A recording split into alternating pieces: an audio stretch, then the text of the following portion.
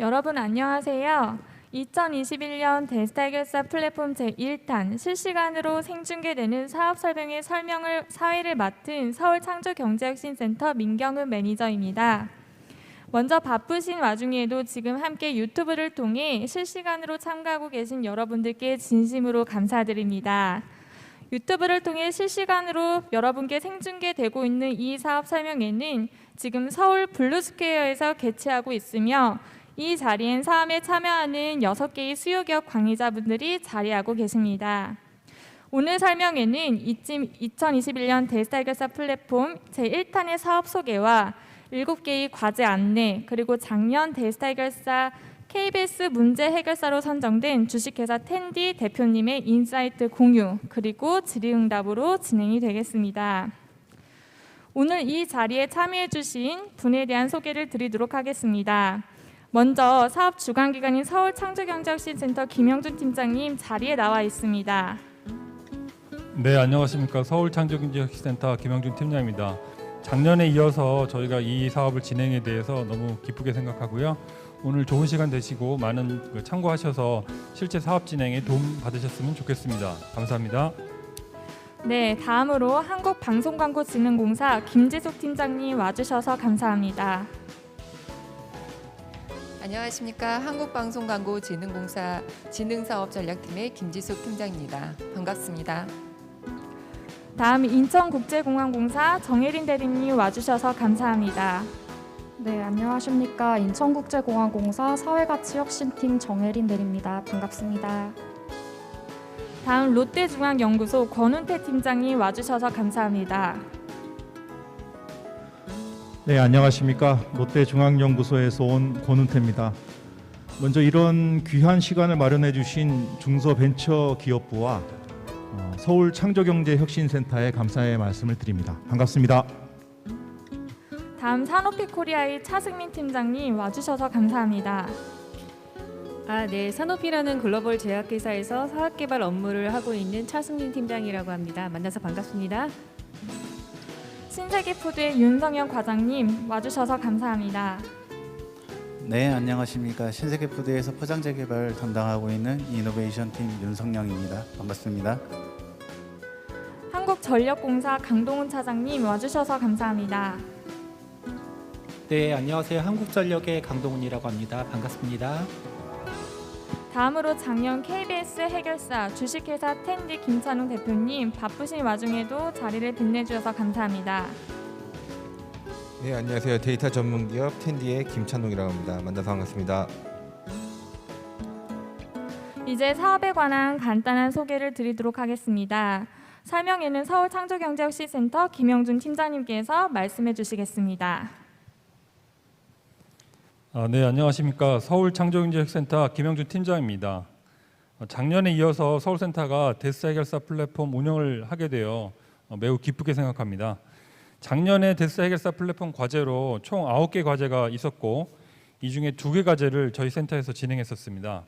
민경 매니저님, 작년에 서울센터가 2개 과제 운영해서 이번에 7개로 늘어났는데 그 소리를 듣고서 어떤 생각이 드셨나요? 많이 놀라셨죠?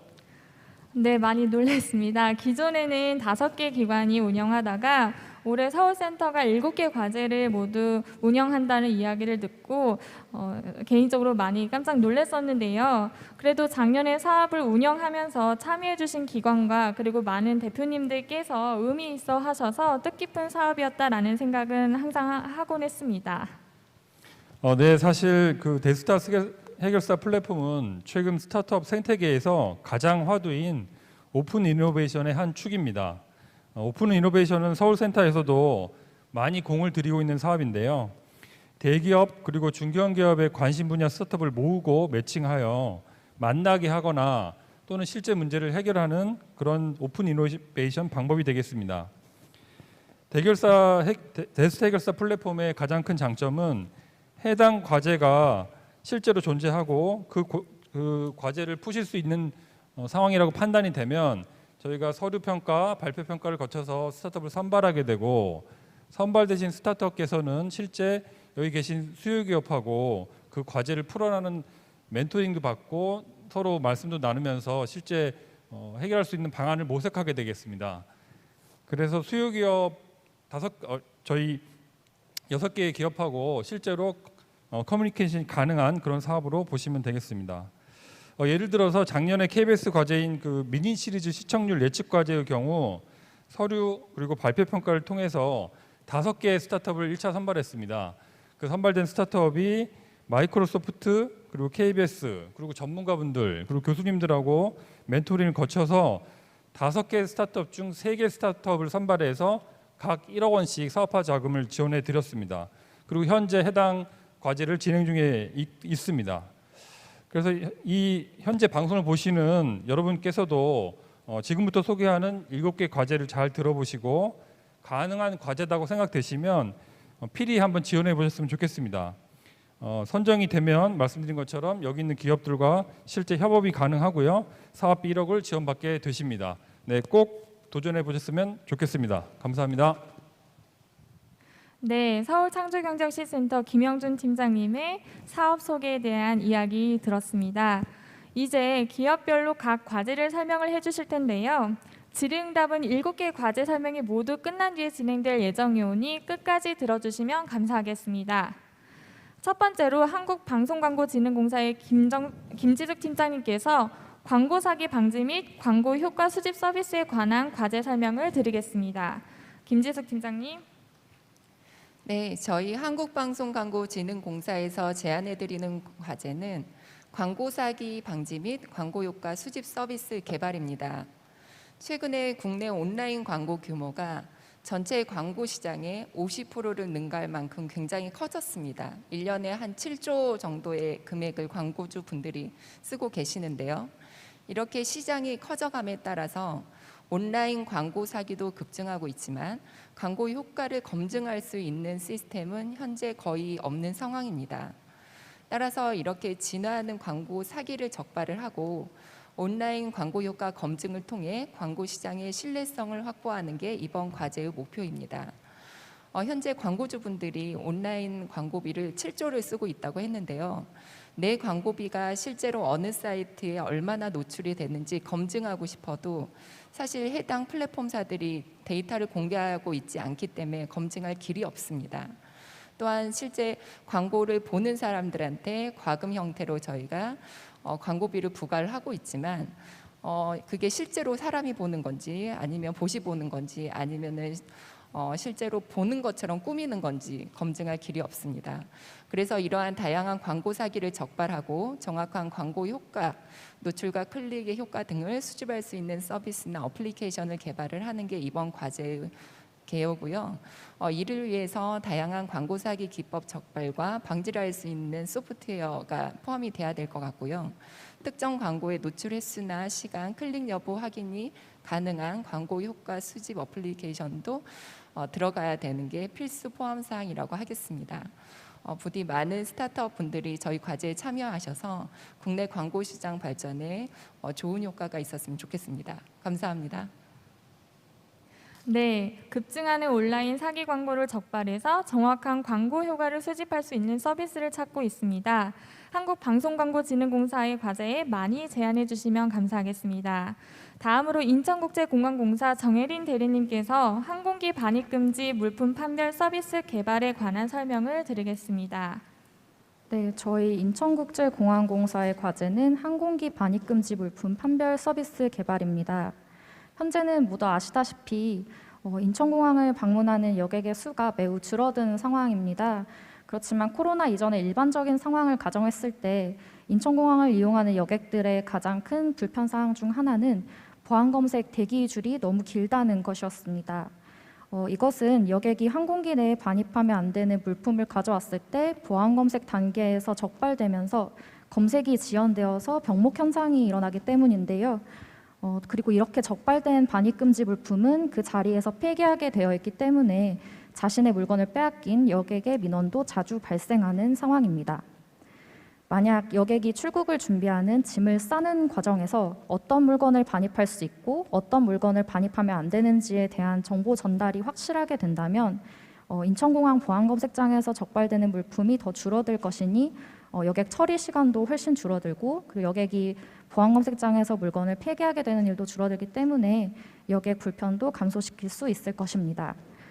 그래서 저희가 개발되었으면 하는 서비스는 기본적으로 AI 기술을 적용하여 여객이 기내 반입 금지 물품을 손쉽게 셀프 체크할 수 있는 서비스입니다.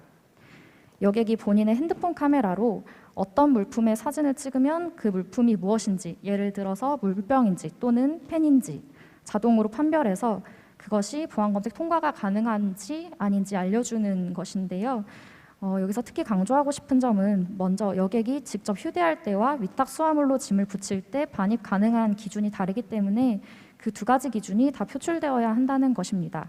그리고 또 하나는 물품의 용량이나 부피, 길이 측정이 가능해야 한다는 것인데요.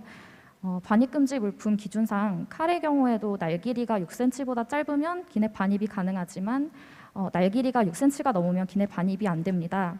그리고 액체류의 경우에도 액체류가 담긴 용기가 100ml가 넘지 않으면 반입이 가능한데 용기 크기가 100ml가 넘는 경우에는 반입이 불가합니다. 예를 들어서 같은 물 30ml라도 50ml짜리 용기에 들었다면 반입할 수 있지만 100ml짜리 용기에 들었다면 반입이 불가한 것입니다. 그래서 특정 물품의 종류뿐만 아니라 그것의 길이나 부피까지 정확히 판별할 수 있는 서비스가 개발되어야 할 것입니다. 과제 소개는 여기까지 하겠고요. 저희 공사에서는 대한민국의 관문인 인천국제공항에 도입하기 위한 4차 산업혁명 시대에 걸맞는 혁신적인 서비스를 발굴하려 하고 있고 그러기 위해서는 기술력 있고 창의적인 스타트업과 협업이 필수적이리라 생각합니다. 저희 공사에서 인천공항 3K 육성 사업이나 테크마켓 사업을 통해서 스타트업 지원을 하고 있으니 많은 관심과 참여를 부탁드리고요. 그리고 앞으로 인천공항이 혁신공항으로 어떻게 변화해 나갈지 그리고 어떻게 변화해야 할지에 대해서도 많은 관심과 제안을 부탁드립니다. 감사합니다. 네, 인천국제공항공사 정혜린 대리님 과제 설명 감사합니다. 이어서 롯데중앙연구소 권은태 팀장님께서 뇌파를 활용한 식품 관련 제품 개발 과제 설명을 드리겠습니다. 네, 방금 소개받은 롯데중앙연구소의 권은태입니다. 먼저 과제를 사업 설명회 해드리기 전에 저희 롯데중앙연구소를 간단하게 설명을 드리겠습니다. 현재 저희 연구소는 그 서울시에서 조성한 그 강서구에 위치한 마곡 R&D 클러스터에 위치를 하고 있습니다. 그리고 저희 롯데그룹에는 식품 계열사가 여러 개가 있는데요. 롯데제과, 롯데칠성, 롯데푸드, 그리고 롯데리아 같은 외식 서비스까지 이런 다양한 식품 계열사가 있고요. 그래서 이러한 식품 계열사에서 만드는 제과라든지 음료, 유제품, HMR, 외식 서비스 제품 개발까지 저희 연구소에서는 전체적인 어떤 제품 개발을 수행하는 종합식품연구소라고 말씀드릴 수 있겠습니다. 본론으로 들어가서 최근 소비자가 무의식적으로 느끼는 심리나 행동을 분석하는 뉴로 마케팅이 전체 산업 분야에서 점차 확대되어 가고 있는데요. 뉴로 마케팅은 인간의 어떤 무의식을 과학적으로 분석을 해서 마케팅에 활용하는 것을 말합니다. 이런 뉴로 마케팅이 부상하는 이유는 첫 번째, 전통적인 소비자 조사의 한계라고 말할 수 있습니다.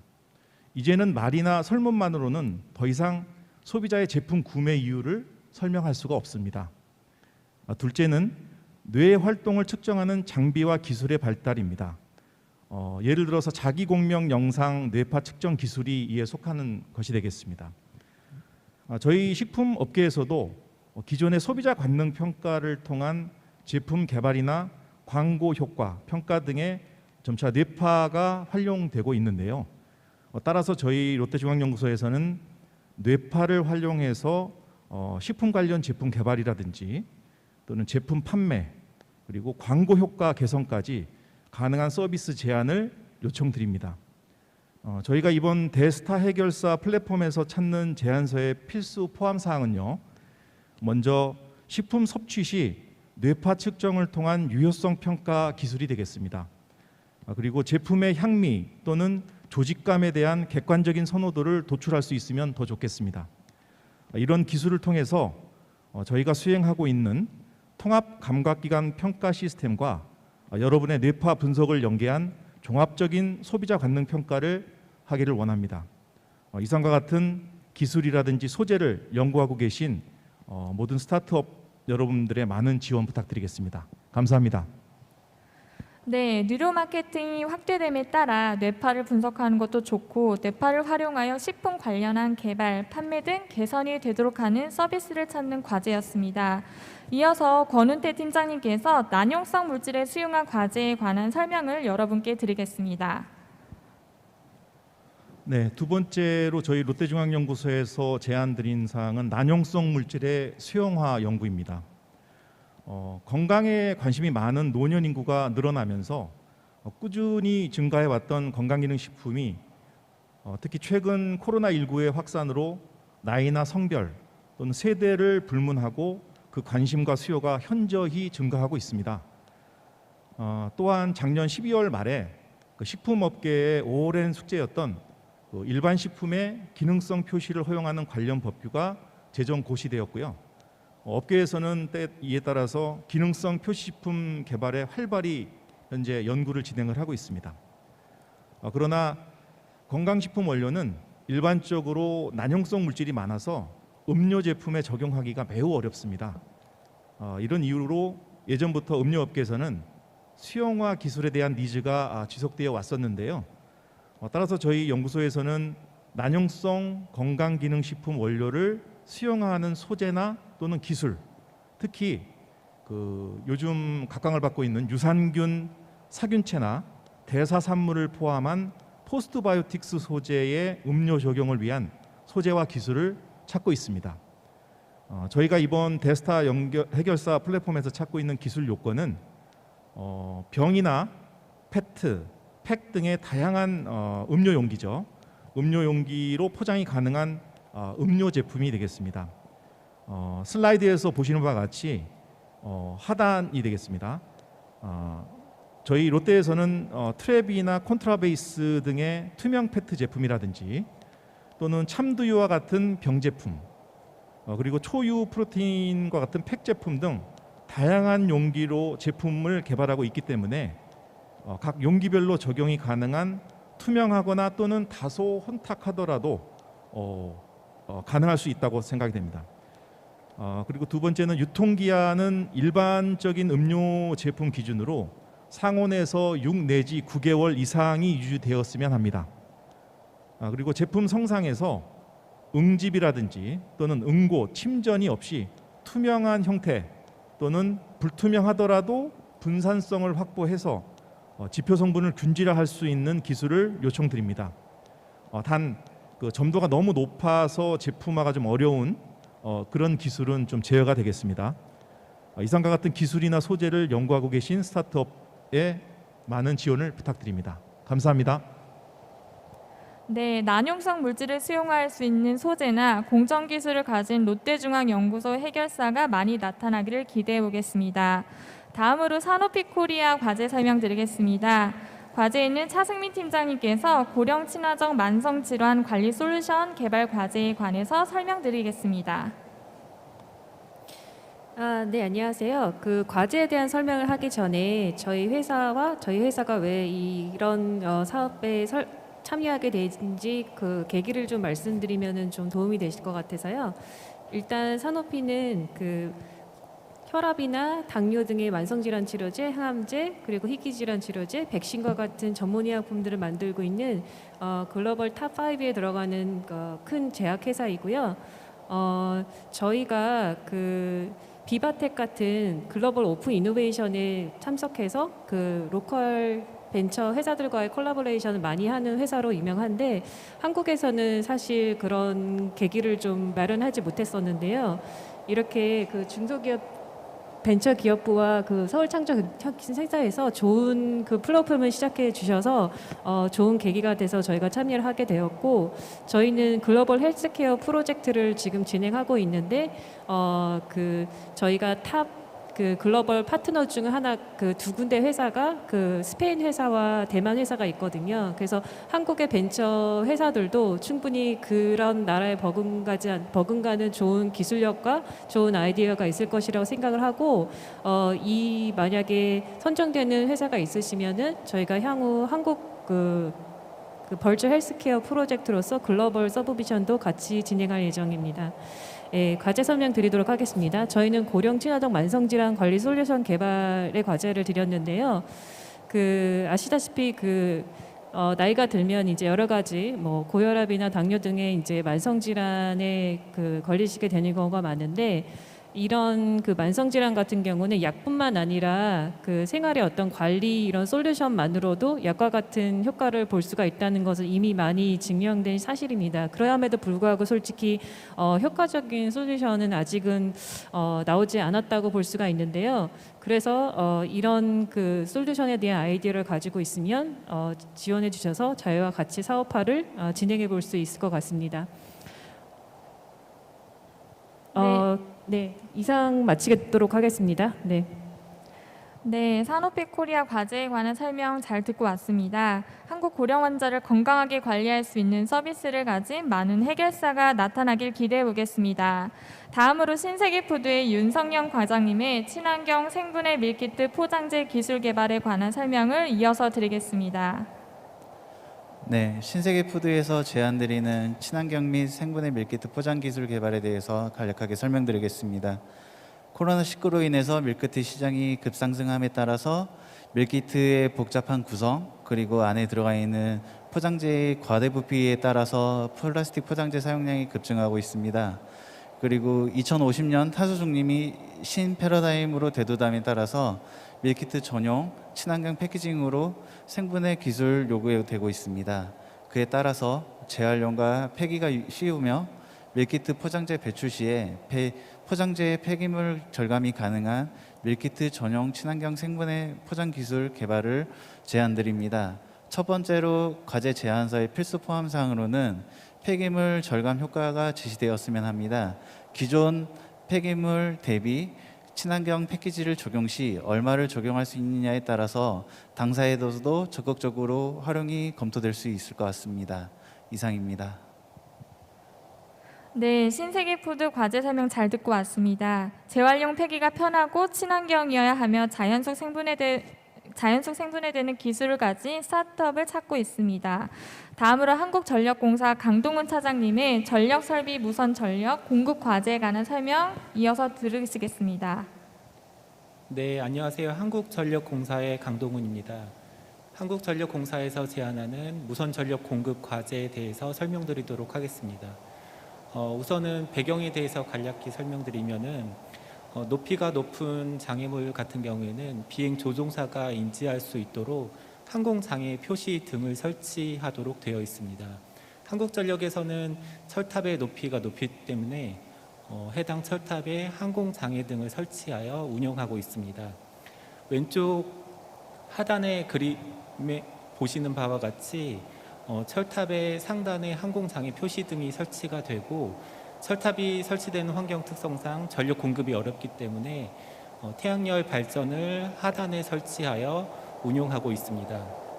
현재 문제점으로는 그 철탑의 높이가 매우 높기 때문에 설치가 매우 용이하지 않은 문제점이 있고 또 태양광 발전을 이용하여 유선으로 전력을 공급하다 보니 날씨의 영향을 받는다는 문제점이 있습니다. 따라서 이러한 문제점을 해결하고자 무선 전력 공급이라는 과제를 제안하게 되었습니다.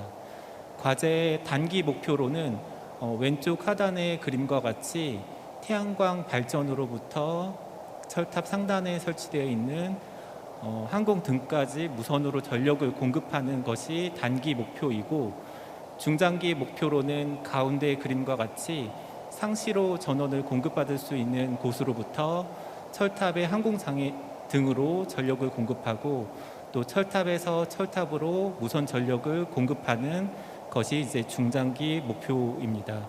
해당 기술이 성공적으로 이제 개발될 경우 항공장애 등뿐만 아니라 전원 공급 문제로 진행되지 못한 많은 과제에 적용이 가능하기 때문에 파급력이 매우 클 것으로 예상하고 있기 때문에 관련 기업에 많은 참여 부탁드립니다. 감사합니다. 네, 무선으로 전력 공급을 하기 위한 송수신기 제안이나 또는 개발이 가능한 국내 스타트업이 많이 나타나기를 기대하겠습니다. 이렇게 7개 과제에 대한 각 수요 기업의 설명을 모두 마쳤습니다. 이번 자리는 작년 데이터 해결사 플랫폼 1탄에 KBS 문제 해결사로 선정된 주식회사 텐디 김찬웅 대표님의 이야기를 들어보도록 하겠습니다. 바쁘신 와중에도 여러분께 참여 후기를 들려드리고 선정 인사이트를 드리기 위해서 자리하여 주셨습니다. 대표님 안녕하세요. 잘 지내셨나요? 네, 잘 지내고 있습니다. 네. 감사합니다. 실시간으로 듣고 있는 스타트업 관계자분들을 위하여 생생한 이야기 부탁드리겠습니다. 네, 작년에 이어 올해 이제 KBS하고 같이 프로젝트를 수행하고 있는 텐디 김찬웅이라고 합니다. 저희 프로젝트에 대한 내용은 이제 앞에 화면에서 좀 보시면서 파악을 하실 수 있을 텐데요. 저는 이제 참여를 좀 검토하고 계신 스타트업들에게 먼저 참여했던 그 경험들을 좀 3가지 항목으로 공유를 좀 드리고자 합니다. 첫 번째는 이제 리소스 투입, 그리고 두 번째는 과제를 어떻게 선정하고 과제를 지금 현재 진행하고 있는지, 그리고 세 번째는 이제 부수적이긴 하지만 어떤 인센티브와 지원을 받았는지 이렇게 좀 정리를 드리고자 하고요. 첫 번째 리소스 활용에 대해서는 본 프로젝트는 이제 다른 프로젝트 대비해서 일정이나 이제 평가 방식에 대해서 그 스타트업의 의견을 많이 좀 들어주셨어요. 그래서 창조경제혁신센터에서 일정이나 이런 것들에 대해서 이제 저희가 우려나 이런 것들을 표했을 때 잘 이제 반영을 해주셔서 과제를 참여할 때 저희가 특별히 이제 리소스가 많이 투입이 되는 거에 대해서 걱정이 되는데 이런 부분들은 좀 조율을 잘 해주셔서 원활하게 좀 참여할 수 있었던 프로젝트라고 생각합니다. 그래서 프로젝트가 선정이 될 수도 있고 안 될 수도 있지만 너무 또 과한 리소스가 들어가게 되면 이제 부담이 되긴 하는데 그런 부분들을 좀 잘 매니징 해주셨던 것 같습니다. 두 번째는 이제 과제의 선택 과정, 그리고 이제 지금 현재 프로젝트 진행인데요. 그 KBS가 이제 처음에 키워드로 내세웠던 게 이제 시청률에 대한 예측이었습니다. 이제 처음에 저희가 이 과제를 받아듣고 이제 느꼈던 거는 굉장히 어렵다. 이제 오프라인의 어떤 시청률을 어떻게 예측을 할 수 있을까? 그런 데이터가 존재하냐? 부터식해서 이제 굉장히 챌린징한 과제라고 생각이 됐는데요. 이 이제 과제를 받고 중간에 멘토링을 받을 수 있는 기회가 있었어요. 약간 추석 기간 때였긴 했지만 그래도 이제 KBS 분들하고 이제 저희가 직접 만나 뵙고 이 과제를 왜 내셨는지, 어떤 부분에 더 중요하게 생각하시는지, 그리고 이제 이거를 수행할 때 어떤 기술적 이제 그 제안들을 가지셨었는지 이런 것들을 이제 같이 협의하고 멘토링을 받을 수 있는 기회가 있어서 굉장히 어렵고 챌린징한 과제임에도 불구하고 현실적으로 우리가 어디에 집중을 해야 되고 어떤 실질적인 과제가 뭔지에 대한 것들을 파악할 수 있는 기회가 있어서 좋았고요. 그리고 이제 키워드 자체가 굉장히 수요 기업에 있어서 필요한 키워드다 보니까 과제가 이제 꾸준하게 그 현재 진행 될 수 있는 원동력이 됐던 것 같습니다. 그래서 좀 챌린징하더라도 챌린징한 과제를 수행하는 게 어떻게 보면 과제가 계속해서 이제 지속적으로 살아남을 수 있는 그 원동력이라고 생각합니다. 세 번째는 약간 부수적이긴 하지만 인센티브에 대해서 좀 설명을 드릴 건데요. 사실 그 저희가 쏟아부었던 어떤 리소스 대비해서 받았던 어떤 혜택이 굉장히 많았어요. 그래서 첫 번째로 이제 아까 말씀 주셨던 그 사업화 지원금 1억 원은 이제 프로젝트가 종료되고 바로 이제 굉장히 빠르게 지원을 받을 수 있었고요. 그리고 이제 R&D에 참여할 수 있는, 그리고 추천 기회를 주셔가지고 저희가 이제 그 데이터 기업으로서 이제 개발해야 되는 어떤 기능들이나 이런 것들을 해당 프로젝트에 연계해서 좀 개발할 수 있는 그런 리소스 지원을 받을 수 있어서 굉장히 좋았습니다. 뭐 이런 그 금전적인 인센티브도 있었지만 창조경제혁신센터에서 뭐 다른 정부 지원 과제나 지원 프로그램이 있을 때마다 연락을 주셔가지고 이제 뭐 추천을 해주신다든지 아니면 이런 기회가 있으니까 한번 참여를 해보셔라 이렇게 해서 굉장히 다른 분야에서도 멘토링 많이 해주셔서 제 나름대로 이제 이 데스타 참여에 있어서는 굉장히 만족스러웠던 프로젝트라고 지금 생각을 하고 있습니다. 감사합니다.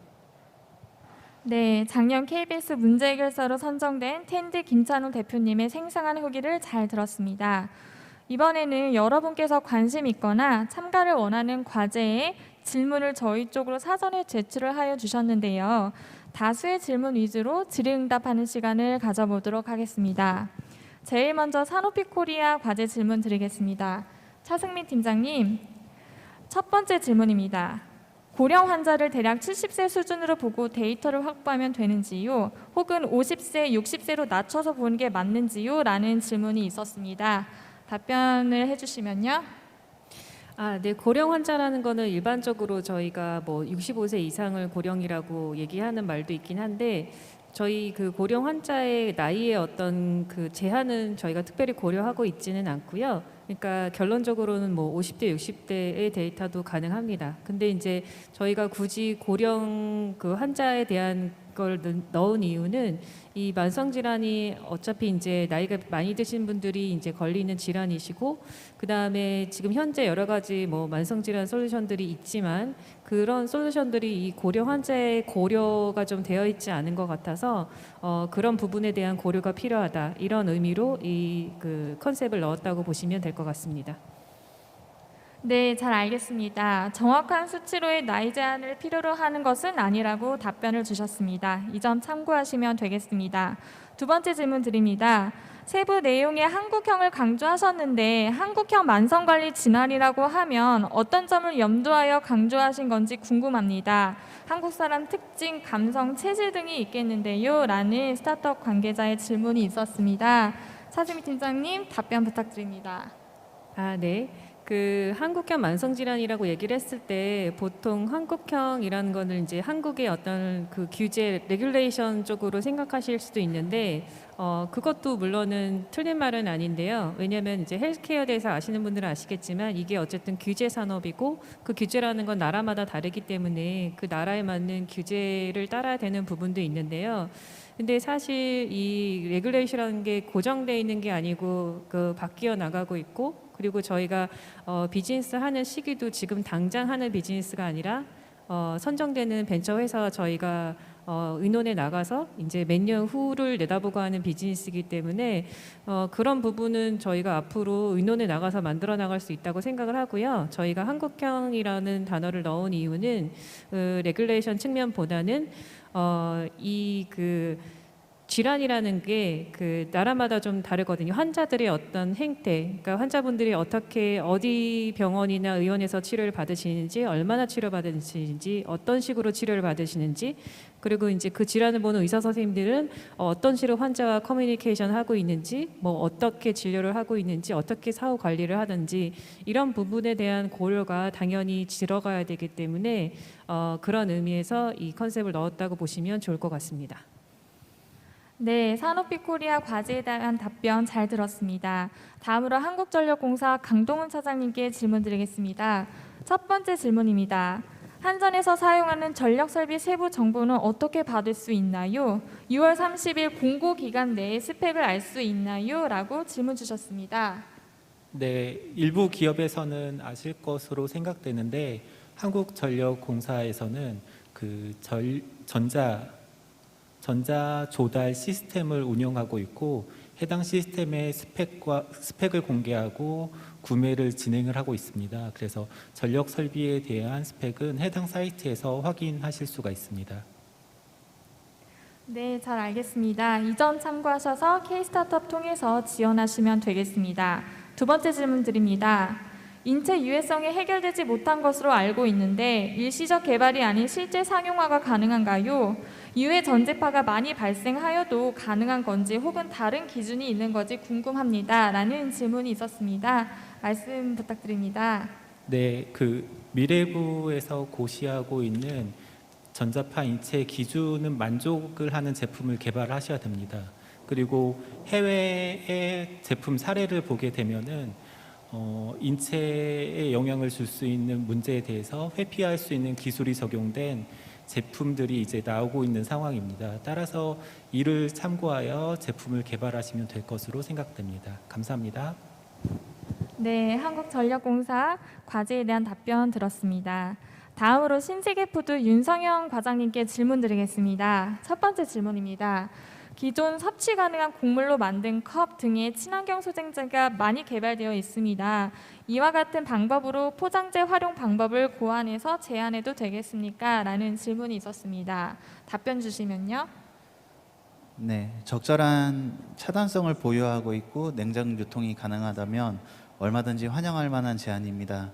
하지만 식품으로 등록된 상품이 아니라면 곡물 요래의 용기 같은 경우라도 유통 과정 중에 오염될 가능성이 있기 때문에 소비자들에게 섭취를 권장하기에는 조금 어렵지 않을까라고 생각합니다.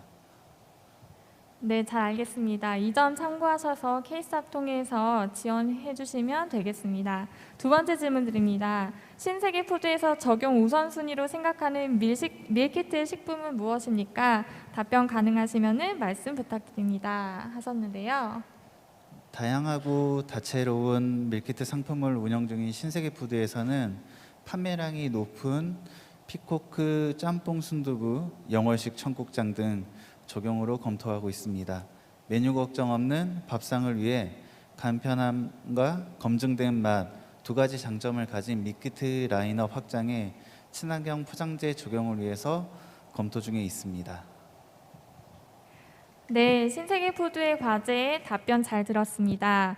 다음은 롯데중앙연구소 뇌파를 활용한 식품 관련 개발 과제 권은태 팀장님께 질문 드리도록 하겠습니다.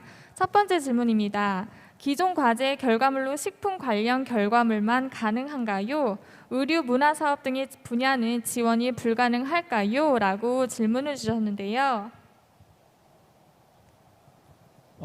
네, 처음에 제가 사업 설명을 드리면서 저희 연구소는 종합식품연구소다라고 말씀을 드렸습니다. 그래서 일단 우선적으로는 식품에 대한 결과물이 저희가 요청드리는 우선순위가 되겠습니다. 부가적으로는 제가 제품의 외관이라든지 또는 패키징의 디자인의 선호도 등도 이런 뇌파를 통해서 분석을 고려 중에 있기 때문에 그 점 참고하셔서 제안을 주시면 좋을 것 같습니다. 네, 잘 알겠습니다. 이 점 참고해서 지원하시면 좋겠습니다. 두 번째 질문 드립니다. 혹시 롯데에서 관련한 장비 지원이 가능할까요? 저희 기업은 뇌파 장비는 없지만 데이터 솔루션 기업입니다. 우선 아이디어로 발표하고 롯데와의 협업을 통해서 솔루션을 만들어보고 싶습니다. 라고 여쭤보셨습니다. 권은태 팀장님 답변 부탁드립니다. 네, 우선 저희 과제에 대해서 관심을 많이 보여주셔서 감사합니다. 결론적으로 말씀드리면 질문에 대한 답변은 가능합니다. 하지만 현재 저희가 보유한 장비가 그렇게 많지 않기 때문에 업체에서 뇌파 장비를 보유하고 계시다고 하면 어떤 실험의 연속성이라든지 또는 여러 명을 한 번에 실험할 수 있는 어떤 시간 단축의 장점이 가능할 것으로 사료가 됩니다. 다시 말씀드려서 장비가 없어도 데이터 처리에 대한 정확성이랄지 또는 객관성에 대한 노하우만 있으셔도 충분히 협업이 가능하다고 말씀드리겠습니다. 네, 롯데중앙연구소 과제 답변 잘 들었습니다. 이어서 인천국제공항공사 정혜린 대리님께 질문 드리도록 하겠습니다. 첫 번째 질문입니다. 서류 발표 평가를 통해서 데모데이 후보 기업으로 선정이 되면 휴대 물품 불가 리스트를 주실 것 같은데 실제 사이즈나 사진 등 제공도 가능하실까요? 라는 질문이 있었습니다. 네, 저희 보안 검색 현장에서 그 반입 금지 물품의 사이즈나 사진을 데이터를 갖고 있지는 않기 때문에 데이터 제공은 어려울 것 같습니다. 그렇지만 국토교통부에서 항공기 내 반입 금지 위해 물품 목록을 고시해 놓고 있고 또 한국교통안전공단에서 제공하는 항공보안 365 기내 반입 금지 물품 검색 페이지에서 참고를 하실 수 있을 것 같습니다. 네, 잘 알겠습니다. 다음으로 두 번째 질문 드리도록 하겠습니다.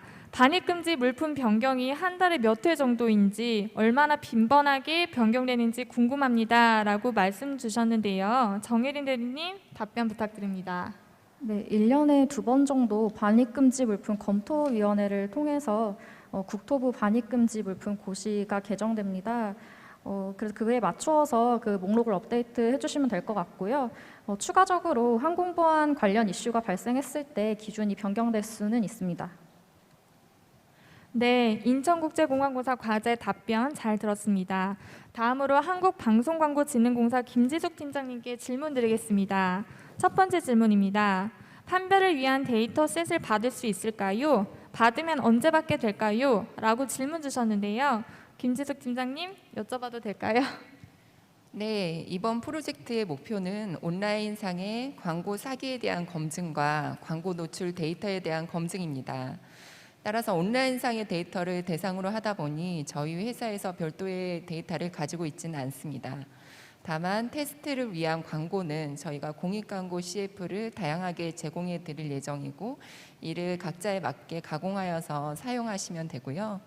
에드프로 등 데이터 판별을 위한 부분은 차후 참여 기업에 선정된 이후에 저희 공사와 협의하여 방법을 찾으시면 좋을 것 같습니다. 네, 잘 알겠습니다. 질문 주신 스타트업 분께서는 참고하셔서 신청해 주시면 되겠습니다. 다음 두 번째 질문 드리겠습니다. 광고 사기를 과연 어느 부분, 어느 범위, 어떤 정의로 사기라고 판단할 거냐에 대한 기준이 모호한 것 같습니다. 사기 광고의 구체적인 예 한두 가지를 직접 듣고 싶습니다. 라는 질문이 있었습니다. 김지숙 팀장님, 답변 부탁드립니다. 네, 온라인 광고는 소비자가 해당 광고를 보거나 클릭하거나 어플리케이션을 설치하는 목적으로 하고 이를 토대로 광고주 분들이 광고비를 집행합니다. 그렇기 때문에 이 과정에서 허위나 조작이 있다면 광고 사기에 해당된다고 볼 수 있습니다.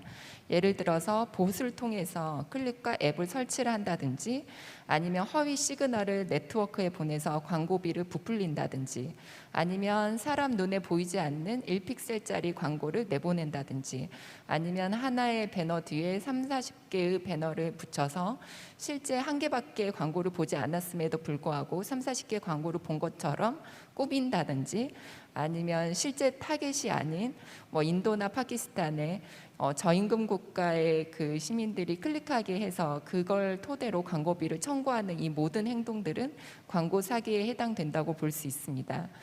관련된 자료는 해외나 국내에도 연구가 많이 되어 있으므로 그 부분을 적극적으로 찾아서 검색해 보시면 좋을 것 같습니다. 네, 한국방송광고진흥공사 과제에 대한 답변 잘 듣고 왔습니다. 다음으로는 롯데중앙연구소 난용성 물질 수용화 과제에 관해서 권운태 팀장님께 질문 드리겠습니다. 첫 번째 질문입니다. 여러 난용성 물질 중에서 특별히 롯데 측에서 필요성이 높거나 꼭 해결해야 되는 난용성 물질은 무엇인가요? 라는 질문이 있었습니다. 네, 과제를 두 가지를 저희가 하다 보니까 사회자님 다음으로 카메라 세례를 제일 많이 받는 것 같습니다. 좋은 결과 있으면 좋겠고요. 질문하신 내용에 답변 드리겠습니다. 먼저 우선 저희는 유산균 사균체 또는 유산균 대사산물을 포함한 포스트바이오틱스가 타겟이 되겠습니다. 사균체나 대사산물 같은 경우에는 우리 몸에 매우 유용한 역할을 함에도 불구하고 어떤 용해성이나 분산성이 떨어져서 음료로 제조하기가 매우 어려운 상태입니다. 그리고 앞서 말씀드린 바와 같이 작년 12월 말에 그 기능성 표시식품에 관한 법률이 제정이 되었고요. 그 법률 안에는 그 기능성 표시식품에 사용이 가능한 원료 30가지가 지정이 되어 있습니다. 그 30가지 원료 중에서 난용성이기 때문에 음료 제형화가 어려운 원료가 우선 대상이 되겠습니다. 이 원료들은 기존의 건강기능식품의 원료로도 사용이 가능하고 또 기능성 표시식품으로도 동시에 사용이 가능하기 때문에 그 활용 가능성이 매우 높다고 할 수 있겠습니다. 네, 잘 알겠습니다. 사균체가 우리 몸에 좋은 건데 용해성이 많이 떨어지는군요. 저도 롯데 과제 공부하면서 많이 알게 되었습니다. 두 번째 질문 드립니다. 난용성 물질을 수용화가 아닌 고형화나 슬러지화 등의 다른 형태로 개발해도 될까요? 라는 스타트업의 질문이 있었습니다. 저희는 일단 음료 제형을 고려하고 있기 때문에 꼭 좀 수용화가 필요한 상태가 되겠습니다. 건강기능식품으로 인정된 원료들은 음료를 제외한 다른 제형으로 제조할 때에는 크게 문제는 없습니다. 그래서 특별한 기술이 요구되지는 않은 것으로 생각이 되고요. 저희가 요구드리는 것은 음료로 제조하기 위한 건강기능성 원료들의 수용화 기술이 되겠습니다. 네, 권운태 팀장님 답변 잘 듣고 왔습니다.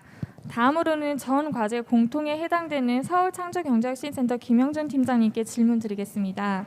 첫 번째 질문 가장 많이들 여쭤봐 주셨는데요.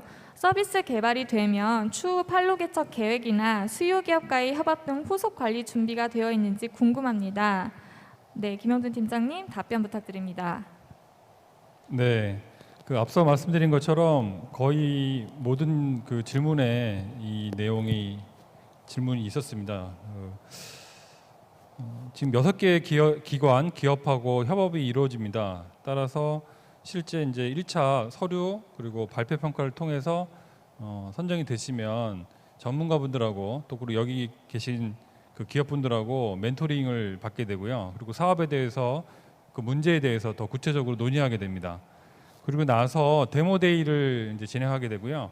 데모데이에서 선정이 되시고 나면 사업화 지원금을 드리면서 실제 그 사업을 구체적으로 진행하시게 됩니다.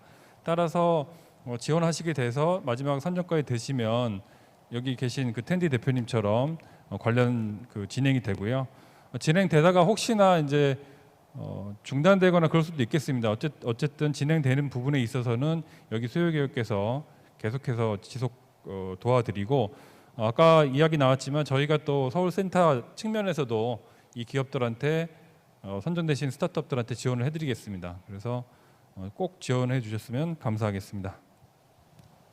네, 김영준 팀장님 말씀처럼 수요 기업과의 협업이 이 사업의 중요한 핵심이기 때문에 많이들 지원해 주셨으면 좋겠습니다. 두 번째 질문 드리겠습니다.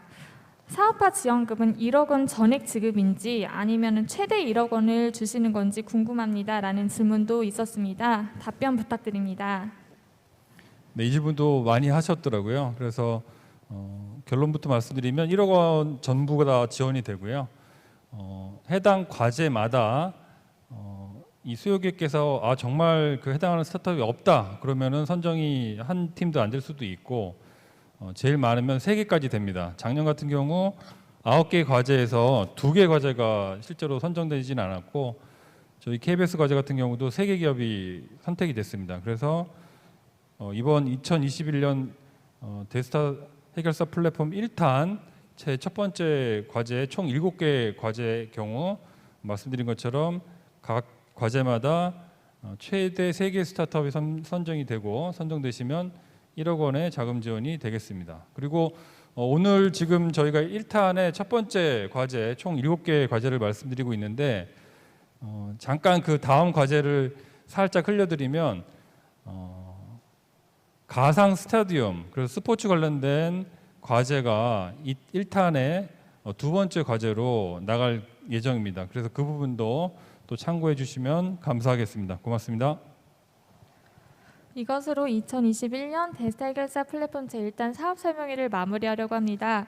끝까지 실시간 유튜브를 통해서 보고 계신 여러분들께 감사 인사드립니다. 이 사업은 6월 30일까지 K-스타트업을 통하여 신청이 가능하니 많은 관심 부탁드립니다. 아울러 유튜브 댓글창을 통해서 실시간으로 올리신 질문은 서울센터 대표 홈페이지 공지사항란에 Q&A 파일을 업로드해 놓겠습니다. 그리고 오늘 사업 설명회 영상은 콘텐츠로 제작해서 서울센터 대표 유튜브에 올려놓을 예정이오니 많은 좋아요와 댓글 부탁드립니다. 끝으로 작년 데스타 해결사 KBS 과제인 AI 방송 콘텐츠 관련 영상 3분 39초짜리인데요. 함께 보시겠습니다. 참고 삼아 보시면 올해 지원하시는 데 큰 도움이 되실 거라고 생각이 됩니다. 이것으로 2021년 데스타 해결사 플랫폼 제1탄 사업 설명회 행사를 모두 마치겠습니다. 함께 해주셔서 감사합니다.